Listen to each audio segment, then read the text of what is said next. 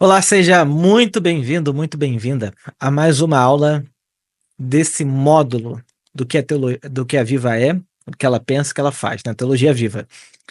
E hoje a gente vai encerrar esse ciclo de estudos, foram alguns encontros, pensando um pouco sobre a percepção, a visão, a dinâmica da nossa igreja local aqui. É um módulo aberto para que você que está chegando na igreja, quer conhecer um pouco mais, possa tomar contato com aquilo que a gente pensa aqui na Viva.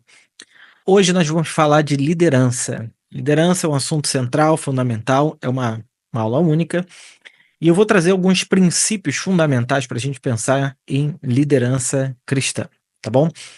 Antes de eu começar, eu quero oferecer para vocês algumas leituras que me ajudam a pensar liderança, só para você tomar contato e entender de onde vêm algumas coisas que a gente pensa aqui.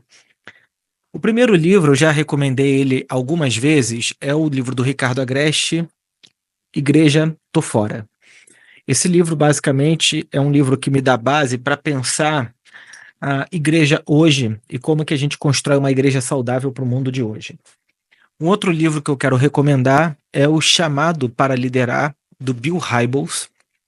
Esse livro aqui, ele me ajuda a pensar sobre liderança em aspectos muito simples e muito fundamentais de liderança cristã, tá bom? Então, Chamado para Liderar é um outro texto.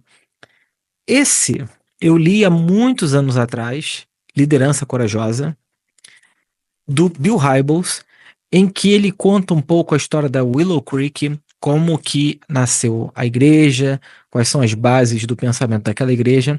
Para você ter uma ideia, esse livro aqui é de 2002 e ele foi lançado aqui no Brasil em 2002 também. Eu li esse livro provavelmente por volta do ano de 2011. Liderança Corajosa, ouvia falar muito bem, e é um livro interessante para todo mundo que quer pensar liderança.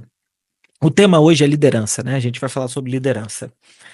E os outros dois últimos, esse livrinho aqui, desse tamanho, que eu li umas 3, 4 vezes, do Ed Stetzer, Plantando Igrejas Missionais. Por que eu estou recomendando esse livro? Porque um dos aspectos da liderança da Viva tem a ver com a missão. Então, a missão é o que sustenta a visão de liderança da igreja, e esse livro aqui é fundamental para a gente pensar igreja missional, ok? Um outro livro é Desvendando o Código Missional, também do Ed Stetzer. É um livro um pouquinho mais fino, mas muito fundamental para a nossa compreensão de como que a gente pensa missão e liderança dentro desse contexto. Porque, na minha leitura, diferente de uma empresa, obviamente, a igreja exerce liderança pensando em missão. Não é liderança pela liderança, não é liderança para obter lucro, é liderança pensando em missão o tempo todo, né? E aí, textos que não são de natureza religiosa, mas que me ajudam muito também a pensar liderança. E esses livros todos, para quem tiver interesse, né, de entender mais profundamente como é que eu penso liderança, eu recomendaria ler primeiro esse aqui, do Howard Schultz, Dedique-se de Coração. É a pessoa que fez o Starbucks ser o que é. Os conceitos por trás do Starbucks, a compreensão de que eles não estavam vendendo somente um café, mas uma experiência em volta da bebida, do café, né? Um outro texto é esse aqui, do Steve Blank. Esse livro aqui me ajuda a pensar de maneira um pouco mais processual sobre projeto, sobre realização, né? Ele fala sobre 4 passos para a realização de um projeto. É um texto maravilhoso, interessante. E esse último aqui, chamado Story Brand, de Donald Miller. Esse aqui é o texto hoje que eu uso para pensar liderança e comunicação. Aqui estão, digamos assim, os meus textos que me ajudam a pensar sobre liderança. Então, se você tiver interesse em aprofundar o seu conhecimento de liderança, a partir do que a gente pensa aqui na Viva, você tem que tomar contato com esses textos aqui, tá bom? Vamos lá. Liderança é assunto sério e importante. Não existe uma boa igreja sem boa liderança, não existe nada sem boa liderança. Então, deixa eu pegar alguns princípios de liderança para a gente pensar aqui na Viva. O primeiro deles, óbvio, parte da Bíblia. Primeira coisa importante a ser entendida aqui, dita, não existe um modelo único e claro de liderança na Bíblia. Ponto, não existe. Existem vários modelos, princípios que a gente pode aprender, princípios que a gente pode compreender a partir das histórias de Moisés, de Davi, dos reis de Israel, dos personagens bíblicos, inclusive de Jesus, do apóstolo Paulo, do Novo Testamento, mas a gente sabe que desde sempre a igreja foi muito diversa e existem alguns modelos de liderança. Existe um modelo de liderança mais próximo do judaísmo, daquela estrutura judaica, né, dos anciãos, daquela estrutura do presbitério, que talvez é uma reinterpretação da estrutura de liderança judaica. A gente sabe que no primeiro século, final do primeiro século, quando a igreja se distancia do judaísmo, há uma nova estrutura de liderança, mas sempre houve uma base ali para a gente pensar a liderança cristã. Então essa é a primeira coisa, não existe um modelo, então a Bíblia dá princípios, mas não fecha a conversa. Nós temos uma diversidade, mas não podemos fechar o assunto. No entanto, a liderança ela é sempre sustentada por um líder e um corpo de líderes. Isso quer dizer que a liderança na Bíblia nunca é feita por uma única pessoa, é sempre por um corpo coletivo. Né? Tem a visão de uma pessoa, essa visão é compartilhada e ela se torna do grupo, se torna da comunidade, e é assim que as coisas vão acontecendo. Então, Moisés é o libertador de Israel, mas o processo não morre nele. Chega um momento na vida de Moisés que ele estava sobrecarregado. O seu sogro, o Jetro, dá uma sugestão que ele acolhe, que é: Moisés, olha, a coisa está pesada porque você está tentando fazer tudo sozinho, então você precisa levantar líderes para te auxiliar nesse processo, e não só auxiliar, mas ser líder junto com Moisés, e foi o que aconteceu. Você tem Davi, você tem Josué, você tem Jesus com os 12 apóstolos, você tem a igreja primitiva, em que haviam líderes e vários líderes, a gente sabe disso claramente. Então, do ponto de vista bíblico, não temos um modelo claro. Isso significa que cada tempo e cada época a gente vai encontrando modelos de liderança. Então, por exemplo, a igreja presbiteriana, ela tem uma liderança presbiteral, né? Então, os presbíteros, junto com o pastor, que também é um presbítero, governa a igreja. A igreja metodista é uma igreja em que o pastor, junto com a clã, tem o governo da igreja, mas o governo da igreja está na comunidade. Você tem o modelo batista, que a comunidade é que determina tudo. Você tem, enfim, vários modelos mais contemporâneos, que tem uma hibridização do modelo corporativo com o modelo de igreja, que parece funcionar super bem. Então, cada tempo, cada época vai ter o seu próprio modo de fazer igreja no sentido da liderança. O que a igreja não pode perder? O compromisso radical com o evangelho. O compromisso radical com o evangelho é a base, o fundamento da igreja, e o compromisso radical com a missão. Essas duas coisas não devem se perder de uma igreja local. Tendo isso muito claro, não há modelo, nosso compromisso é com o evangelho e com a missão. Bom, o que então a gente pensa aqui na Viva? Primeira base de tudo, é que a Viva é uma igreja com um compromisso radical com a perspectiva missional. Diferente da perspectiva missionária, que é um grupo pequeno de pessoas sai de um lugar e vai para o outro, a perspectiva missional é uma perspectiva em que a igreja está orientada o tempo todo e intencionalmente para quem ainda não faz parte dela, mas tudo o que a igreja faz é participar da missão de Deus. Então, ser missional não é um pequeno grupo de pessoas ir para um outro lugar. Isso pode acontecer. Mas o propósito da igreja é, sobretudo, anunciar o evangelho e plantar novas igrejas. Essa é uma coisa que é muito clara, especialmente a partir desses autores como David Bosch, Ed Stetzer, Leslie Newbegin, que é um autor também muito importante para mim, que a base fundamental de como que o evangelho se propaga é por meio de igrejas locais. Uma igreja local nunca será tudo para todos. Daí a importância da diversidade e da multiplicidade de igrejas e que por meio dessa diversidade toda, o evangelho alcança corações de pessoas muito diferentes. O local é o palco dessa missão. A igreja local é aquela que assumiu o compromisso com o evangelho e que, portanto, assumiu o compromisso com a missão de Cristo. Nós fazemos isso numa diversidade de coisas, mas principalmente a gente entende que a igreja local é a força motriz da missão. Não existe missão sem o apoio e sem o incentivo da igreja local, né? Então tudo acontece a partir dessa igreja local, mesmo aquelas igrejas que nascem em contextos muito desafiadores, geralmente tem igrejas locais apoiando essas igrejas que estão em contextos desafiadores. A Viva, ela está dentro desse movimento de plantação de igrejas e de igrejas missionais voltadas para fora, voltadas para quem ainda não faz parte dela. Então essa percepção, esse entendimento tem que estar muito claro. A pergunta, isso que nós estamos fazendo cumpre qual propósito? Somente a confortar e fazer a manutenção alimentar quem já está dentro, ou isso também faz com que o evangelho seja anunciado para quem ainda não faz parte da Viva, né?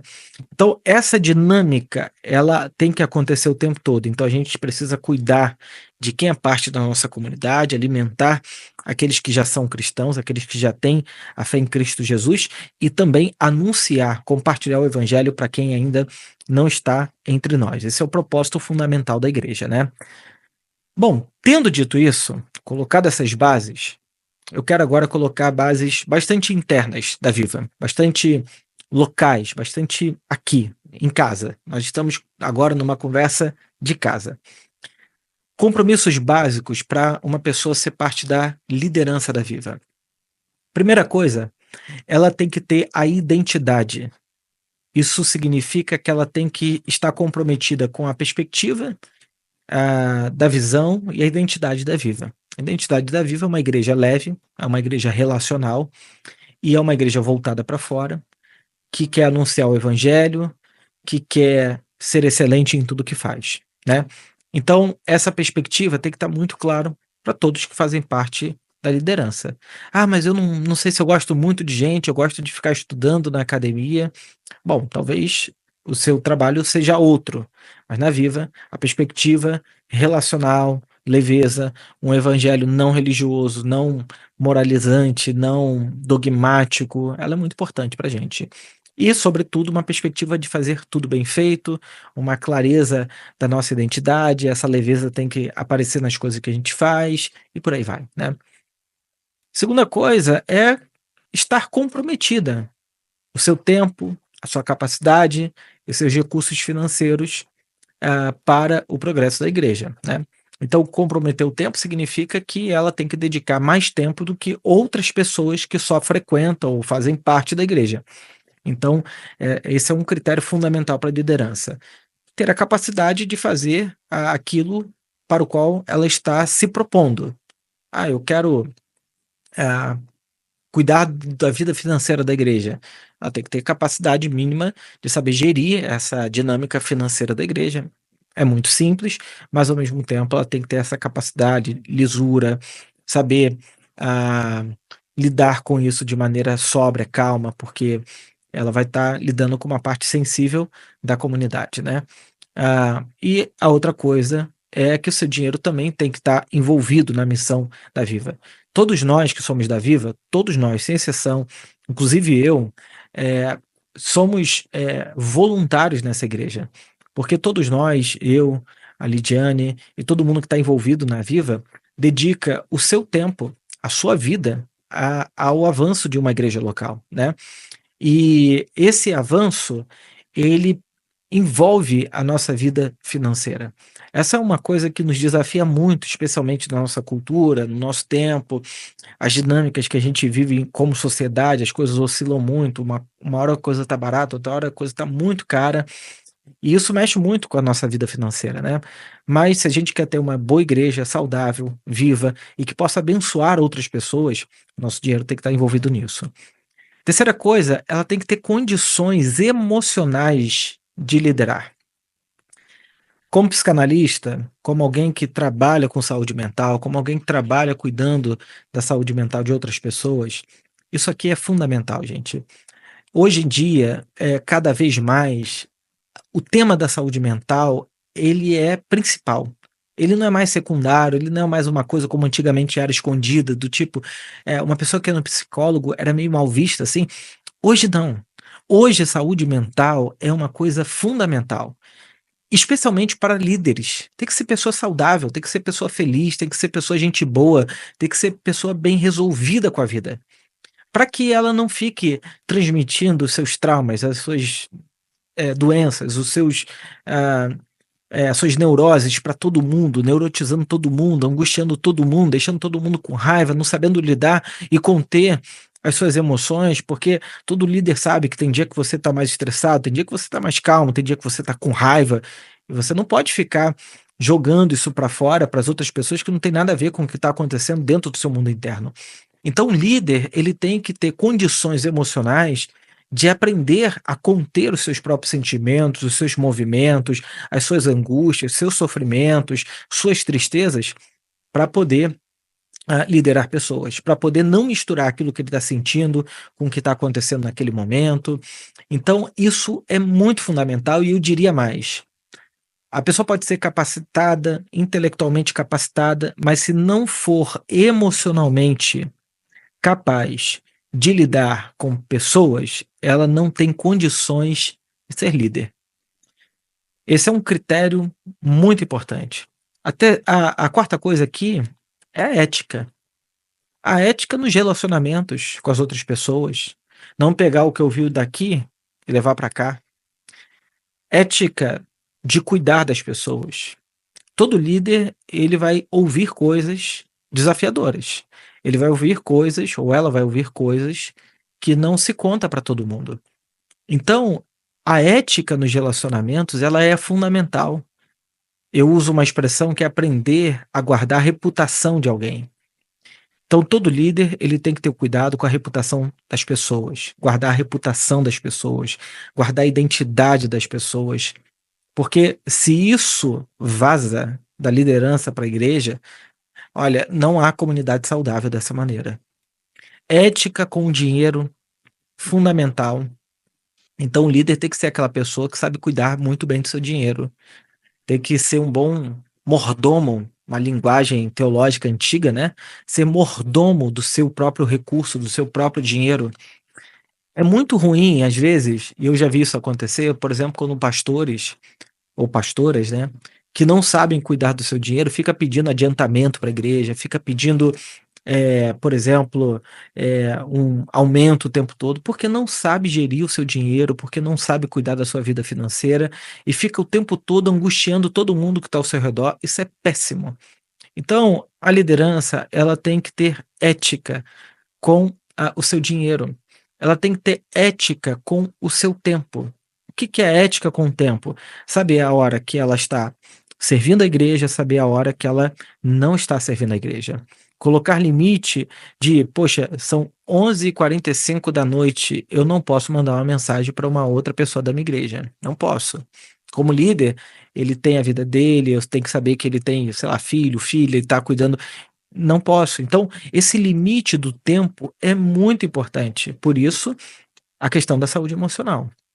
Se a pessoa não tiver condições emocionais, mas eu estou angustiado agora, eu tenho que falar agora. Não, não tem que falar agora. A pessoa, inclusive, se a pessoa está muito angustiada, você tem que esperar aí 3, 4, 5 dias, uma semana, 2 semanas, talvez, para aquilo se resolver no seu coração. E aí, então, ela falar com quem precisa falar. E ética na relação familiar, né? Isso é muito importante. Ah, no cuidado com os seus, com os de casa, e no cuidado com as outras famílias, com as outras pessoas. Porque quem está cuidando de pessoas tem que zelar por essa relação.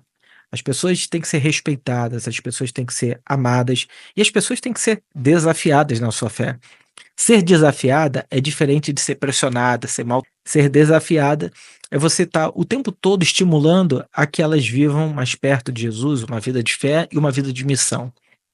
E a quinta coisa, como critério, é ser servo. Ter cabeça de servo como Jesus era servo das pessoas. Um bom líder tem que estar com a mão arregaçada, por exemplo, às vezes eu chegava no auditório do Leblon Corporate, né, e o vaso sanitário estava sujo, a pia suja, ou o chão do auditório sujo, né, e eu ia ali, tinha que limpar o vaso sanitário, limpar, pegar papel toalha, limpar tudo, limpar o chão, trocar o lixo. É cabeça de servo, é cabeça de que eu estou ali para servir outras pessoas. E isso é uma abnegação, um altruísmo que tem que ser feito. A gente está aqui para servir outras pessoas. A liderança é a primeira pessoa a dizer: como é que eu posso ajudar? Essa é a cabeça de liderança. Não é quem vai me servir hoje, é como é que eu posso servir, como é que eu posso me colocar à disposição, o que que eu posso fazer, o que está precisando ser feito. Essa é a cabeça do líder. Aquele líder que pensa que ele vive para ser servido, não serve para ser líder. Ele quer poder, quer status, quer nome, quer fama, quer tudo. Mas não é liderança, não é. Bom, tendo dito isso, então, critérios de ter a mesma identidade, comprometer o seu tempo, capacidade, dinheiro, ter condições emocionais, ter ética e ser servo. Agora vamos para um aspecto mais prático aqui.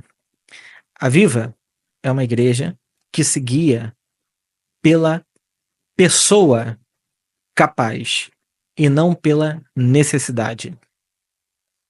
A gente ouve com frequência assim: poxa, a igreja podia fazer isso, né? A igreja podia fazer aquilo.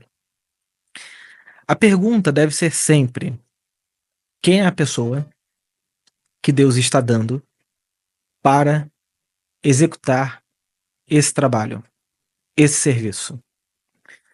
Quando uma igreja se guia pela necessidade, ela se perde. Por que se perde? Porque vai dispersando a sua energia, que não tem toda a energia do mundo, as pessoas têm recursos emocionais limitados, recursos de energia e de tempo limitados. Então, a gente lida com a limitação de tudo isso o tempo todo. Então, o que que a gente faz? Foca. Foca naquilo que a gente pode fazer naquele momento. Então, a igreja que está guiada pelo dom, ela vai falar: bom, a igreja poderia fazer isso, e vai correr atrás da pessoa que tem que cumprir aquela tarefa, aquele ministério que a gente acha que tem que ser feito. Uma igreja guiada pela pessoa, a conversa muda. Então a pergunta que a gente faz não é: a igreja poderia fazer isso. A pergunta que a gente faz é: Deus está enviando e capacitando pessoas para fazer o que aqui nessa igreja?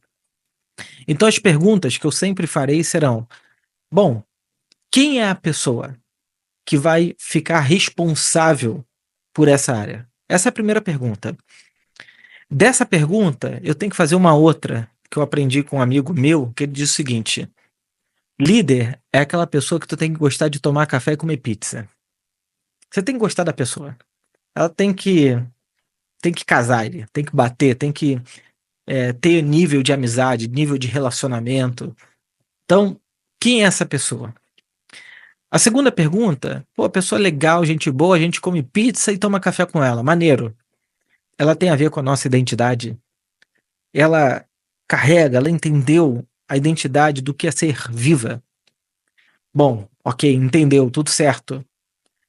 Ela tem o dom para realizar esse trabalho? Realmente ela é capacitada para fazer isso, que é esse trabalho, essa missão que ela vai ter que sustentar ali?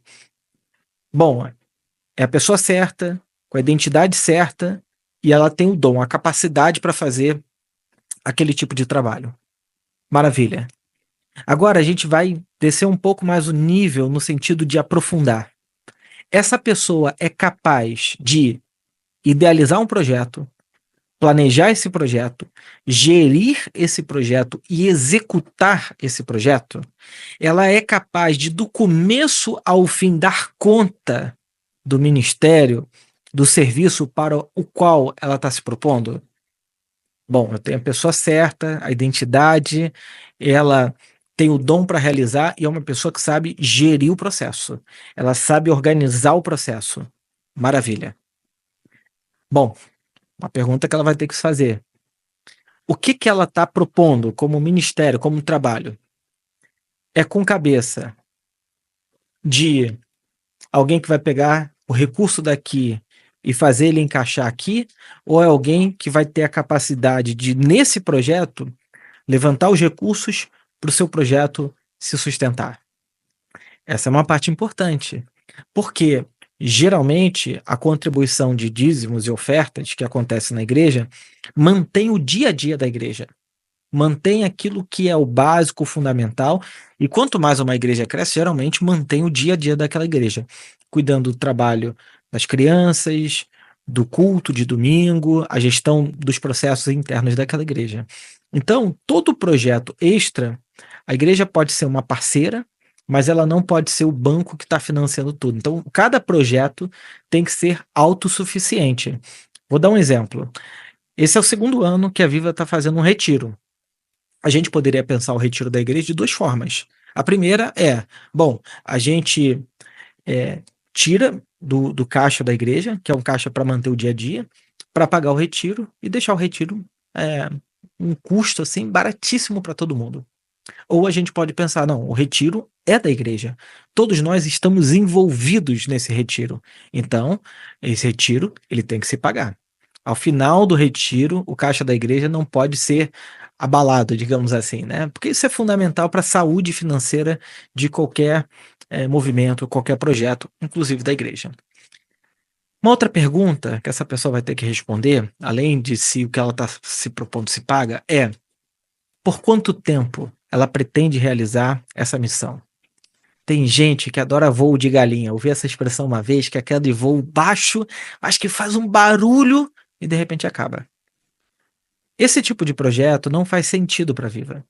Uma coisa que faz um movimento, um barulho que dura 6 meses e que depois todo mundo fica na expectativa de ter mais e não tem, não faz sentido. Por que que não faz sentido? Porque a igreja é um projeto de longo prazo. Então, tudo tem que ser feito de maneira sistêmica, em que case, em que converse com a dinâmica, com a vida da própria comunidade. É muito ruim quando uma pessoa, eu sei porque eu já vivi isso, quando ela se entrega, tem uma intensidade, mas no final de um ano ela está completamente esgotada, com a língua para fora, dizendo: meu Deus, eu não aguento mais isso aqui. Não é um sinal de saúde, saúde emocional, que a gente estava falando há pouco tempo. Não é um sinal de saúde emocional isso. É um sinal de alguém que está muito voraz, mas não está cuidando de si. Então, uma coisa importante é que tudo que a igreja for fazer, ela faça de maneira sustentável, como um projeto de comunidade, e não de uma personalidade que quer colocar um projeto ali porque quer, e é um projeto da pessoa, mas não da Viva. A Viva é um corpo coletivo, é uma igreja, ela é uma comunidade de fé. Então, a gente tem que cuidar muito bem para que tudo que seja feito a longo prazo. Então, eu prefiro muito mais ir devagar e sempre, e vendo as coisas tijolinho a tijolinho sendo colocado, do que numa velocidade absurda e de repente está todo mundo da igreja esgotado, ninguém se aguenta mais, ninguém quer mais conversar, todo mundo brigado porque a velocidade foi tanta que ninguém deu conta daquilo. Então, é devagar e sempre. Por exemplo, um ano de projeto é o começo dele, tá começando, assim, o zero dele. 2 anos, 5 anos, ainda está no começo. Então, pensa que tudo tem que ser de longo prazo, de maneira muito sustentável, calma, pouco a pouco, né?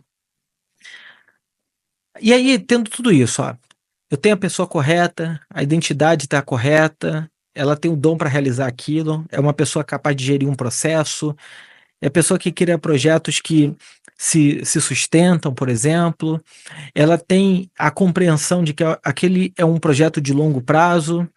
Aí a gente vai para os critérios de excelência agora. Por exemplo, essa pessoa é zelosa e dedicada à Viva e com a vida pessoal dela, né? Ela é uma pessoa dedicada. É uma pessoa organizada, ela chega no horário, sai no horário, ela entende que isso é servir as pessoas, é você dedicar o seu tempo para as pessoas.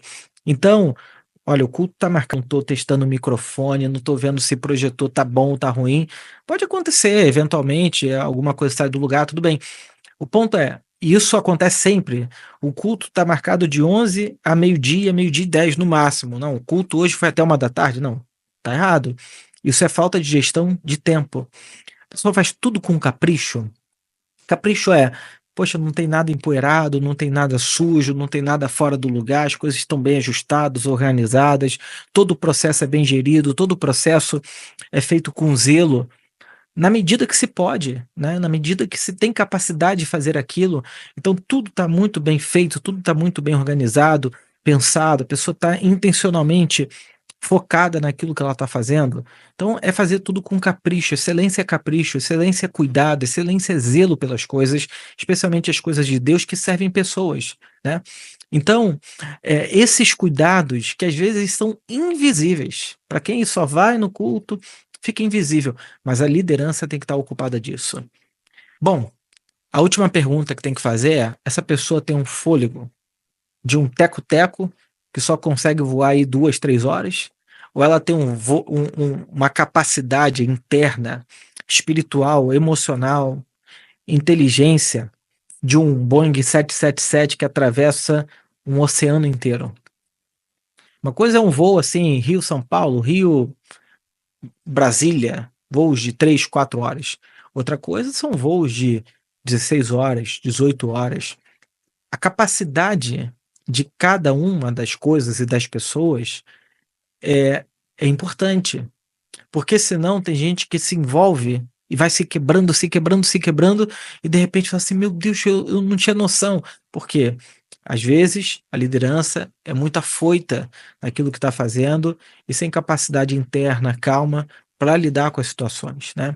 Então é muito importante que ela tenha um fôlego emocional, espiritual de longo prazo. Isso é igreja, isso é comunidade. Então, esses são os critérios básicos para a gente pensar a liderança na Viva.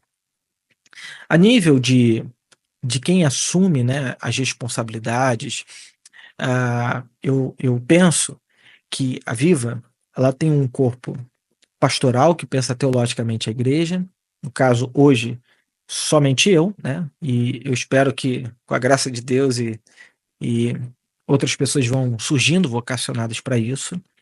E ela também tem uma equipe executiva que vai gerindo a igreja, né? Vai gerindo o dia a dia, e também uma equipe que é o conselho da igreja, né? O conselho, que são aquelas pessoas sábias, são pessoas maduras, são pessoas experientes na fé, são pessoas que amam a igreja, têm aquele zelo de proteger as pessoas, de cuidar das pessoas, e que terão sabedoria para gerir o processo da igreja. Eu penso que um pastor, ele pode ter uma boa visão, mas ele nunca terá a visão toda. Daí a necessidade da gente ter um conselho que possa, junto com a equipe pastoral, o pastor, né, ou pastora, fazer a compreensão de como vai se tomar aquela decisão, qual é o caminho ideal a se tomar naquele momento. Então, essas coisas todas fazem parte da liderança da Viva. Você percebe que quando eu falo disso tudo aqui, a liderança é um corpo coletivo, né? Obviamente tem uma visão teológica da Viva, que nasceu por conta da plantação comigo, mas essa visão vai sendo compartilhada, ela vai sofrendo talvez alguns ajustes, mudanças, mas a visão está ali, a percepção teológica está ali, o porquê a Viva existe está ali, né? Então, e isso é feito de maneira pessoal e compartilhada o tempo todo. Para quê? Isso tudo é para que a igreja avance, alcance novas pessoas, pessoas possam se comprometer com o evangelho e participar da missão de Deus no mundo. Esse é o propósito central: alcançar pessoas e levá-las a participar da missão de Deus no mundo. Esse é o propósito da igreja. O propósito da igreja não é a igreja, é o evangelho e a missão. O evangelho e a missão. Os critérios são nossos. Os critérios a gente molda e a gente faz de tempos em tempos a partir da nossa percepção teológica, cultural, social e a partir da nossa época e do nosso tempo. Tá bom? Então, a palavra de liderança é essa. Vocês têm total abertura, se tiverem dúvidas, para conversar comigo, para a gente bater papo, para a gente tomar um café juntos e tirar dúvidas. Eu estou completamente aberto para isso, mas eu queria que essa última aula, tivesse essa clareza. Como é que a gente pensa a liderança aqui na Viva, tá bom? Deus abençoe todos vocês. Se quiserem fazer parte da Teologia Viva, do todo, vocês podem se inscrever no nosso site. E eu espero que vocês façam para ter uma compreensão ainda maior de como que a gente pensa teologicamente, tá bom? Deus abençoe vocês. Até os nossos encontros aí de Casa Viva, os nossos cultos ou na Teologia Viva. Até lá. Tchau, tchau.